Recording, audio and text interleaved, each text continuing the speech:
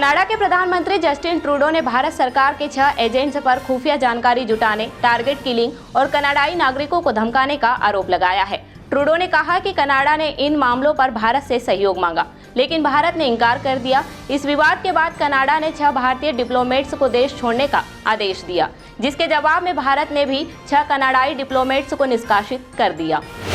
Lebanon के स्वास्थ्य मंत्रालय ने बताया कि उत्तरी लेबनान के त्रिपोली के एतऊ इलाके में इजराइल के हवाई हमले में कम से कम 21 लोग मारे गए और 8 लोग घायल हुए। यह हमला एक ईसाई इलाके में हुआ, जहां दक्षिण लेबनान से पलायन कर आए लोग रह रहे थे। इजरायली सेना ने हमले पर कोई प्रतिक्रिया नहीं दी है। अमेरिका और ब्रिटेन के 3 वैज्ञानिकों को इकोनॉमिक्स का नोबेल प्राइज दिया गया है। विजेताओं में तुर्किश मूल के अमेरिकी डेरन एसेमोग्लू, ब्रिटिश मूल के अमेरिकी साइमन जॉनसन और ब्रिटेन के जेम्स ए रॉबिन्सन शामिल हैं। इन्हें अलग अलग राजनीतिक और सामाजिक संस्थाओं के बनने और समाज की तरक्की पर उनके पड़ने वाले असर पर रिसर्च के लिए ये सम्मान दिया गया। राजनीतिक दलों के द्वारा चुनाव से पहले मुफ्त की योजनाओं के वादों पर सुप्रीम कोर्ट में सुनवाई हुई।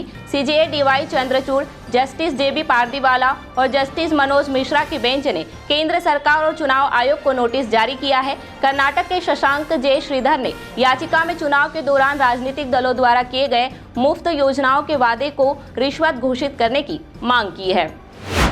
दिवाली से पहले दिल्ली में वायु प्रदूषण को नियंत्रण में रखने के लिए दिल्ली प्रदूषण नियंत्रण समिति ने 1 जनवरी 2025 तक पटाखों को बैन कर दिया है। सरकार के आदेश के मुताबिक पटाखे बनाने, उन्हें स्टोर करने, बेचने और इस्तेमाल पर बैन है। इतना ही नहीं, पटाखों की ऑनलाइन डिलीवरी भी प्रतिबंधित रहेगी। इसमें ग्रीन पटाखे भी शामिल हैं। इस बैन को सख्ती से लागू करने की जिम्मेदारी दिल्ली पुलिस को सौंपी गई है।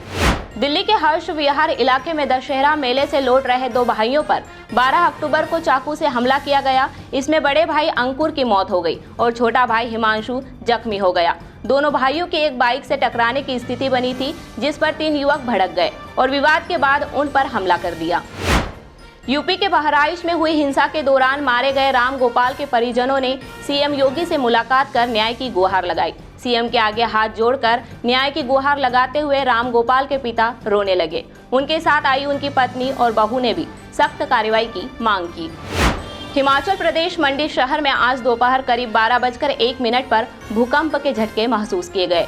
रिएक्टर स्केल पर इसकी तीव्रता 3.3 मापी गई। जमीन के भीतर इसकी गहराई 5 किलोमीटर रही। नेशनल सेंटर फॉर सिस्मोलॉजी के अनुसार दोपहर 12:01 पर हिमाचल प्रदेश के मंडी में भूकंप के हल्के झटके महसूस किए गए। हिमाचल प्रदेश के छोटी काशी मंडी की मस्जिद के कथित अवैध हिस्से को हटाने के मामले में नया मोड़ आ गया है। नगर नियोजन विभाग के प्रधान सचिव देवेश कुमार ने नगर निगम आयुक्त मंडी के 13 सितंबर के उन आदेशों पर रोक लगा दी है, जिसमें एमसी आयुक्त ने मस्जिद की 2 मंजिल हटाने के आदेश दिए थे। आगामी आदेशों तक मस्जिद पर कोई कार्रवाई नहीं की जा सकेगी। वक्फ बिल पर बनी ज्वाइंट पार्लियामेंट्री कमेटी की बैठक में कांग्रेस अध्यक्ष मल्लिकार्जुन खड़गे पर वक्फ संपत्ति कब्जाने का आरोप लगाया गया। इस पर नाराज विपक्षी सांसदों ने बैठक का बहिष्कार कर दिया और स्पीकर से कमेटी के चेयरपर्सन जगदम्बिका पाल को हटाने की मांग की है। विपक्ष का आरोप है कि कर्नाटक माइनॉरिटी कमीशन के पूर्व चेयरपर्सन अरवर मणिपाड़ी द्वारा दिया गया प्रेजेंटेशन बिल से जुड़ा नहीं था, बल्कि खड़गे और कर्नाटक सरकार को बदनाम करने का प्रयास था।